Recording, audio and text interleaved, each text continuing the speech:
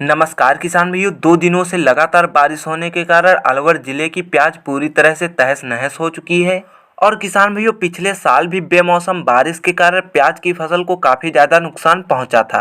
किसान भाइयों, अभी जो अलवर की प्याज थी वो लगभग 20 से 25 दिन की हो गई थी और भारी बारिश के कारण काफ़ी ज़्यादा नुकसान हो गया है। किसान भाइयों, बताया जा रहा है कि बारिश अभी 1-2 दिन और होना है। मतलब कि किसान भाइयों, बारिश ज़्यादा हो जाती है और जल भराव की समस्या हो जाती है तो किसान भाइयों, प्याज की फसल पूरी तरह से नष्ट हो सकती है।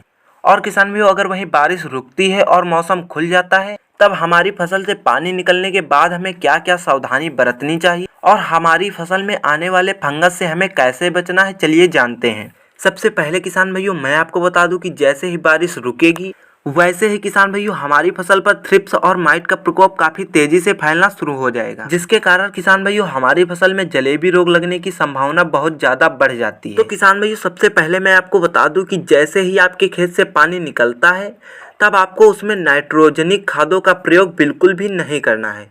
जैसे कि किसान भाइयों, यूरिया, अमोनियम सल्फेट इत्यादि काफी सारी खादें जो नाइट्रोजनिक होती हैं, उनका प्रयोग हमें अपनी फसल में लगभग 10 से 12 दिन तक बिल्कुल भी नहीं करना है। और किसान भाइयों, दूसरी बात मैं आपको बता दूं कि जब आप अपने खेत में जा सकें, मतलब कि आप अपने खेत में चल सकें, आपका खेत चलने लायक हो जाए, तब किसान भाइयों आपको अपने खेत में फंगीसाइड्स का ही स्प्रे करना है। किसान भाइयों, कुछ फंगीसाइड्स के बारे में मैं आपको बता रहा हूँ जो कि हाई लेवल फंगीसाइड्स हैं। किसान भाइयों, सबसे पहले नंबर पर आता है सिजेंटा कंपनी का एमिस्टर। और किसान भाइयों, दूसरे नंबर पर आता है टेबुकोनाजोल 25.9% ईसी। और किसान भाइयों, तीसरे नंबर पर आता है यूपीएल कंपनी का साफ। और किसान भाइयों, चौथे नंबर पर आता है बायोस्टिन 50% WP। किसान भाइयों, इन फंगीसाइड्स का प्रयोग करके आप काफी हद तक अपनी फसल को फंगस से बचा सकते हैं। किसान भाइयों, जैसे ही आपका खेत चलने लायक हो जाए वैसे ही किसान भाइयों आप तुरंत इसका स्प्रे अपनी फसल में कर दीजिए। और किसान भाइयों, फिर आपको दूसरा स्प्रे 2 से 3 दिन के बाद कर देना है। तभी किसान भाइयों आप अपनी फसल को इस प्रकार की बीमारी से बचा सकते हैं, नहीं तो फिर आपकी फसल पूरी तरह से नष्ट हो सकती है।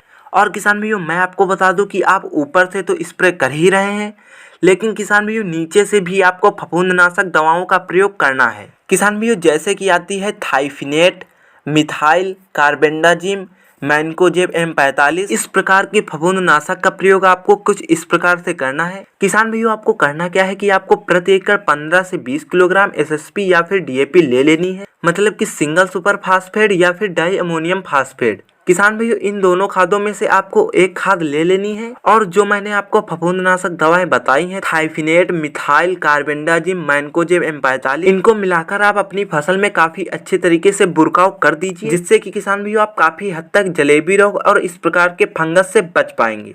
और किसान भाइयों, जितनी जल्दी हो सके उतनी जल्दी आप अपने खेत से पानी को निकाल दीजिए, जिससे कि आप अपनी फसल को बचा सकें। तो किसान भाइयों, वीडियो को ज्यादा से ज्यादा शेयर करें। और किसान भाइयों, आगे भी आपको इसी तरह की जानकारी मिलने वाली है, इसलिए हमारे चैनल को सब्सक्राइब जरूर कर लीजिए। तो आज के लिए इतना ही। जय हिंद, जय भारत।